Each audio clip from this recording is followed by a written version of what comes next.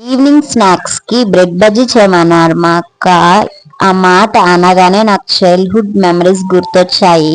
ఎందుకంటే మా స్కూల్ ముందర మాకైతే షాప్ ఉండేది. ఇప్పుడు మా అమ్మ ఈవినింగ్స్ లో బోండా బజ్జీ అయితే పెట్టేవాళ్ళు అనమాట.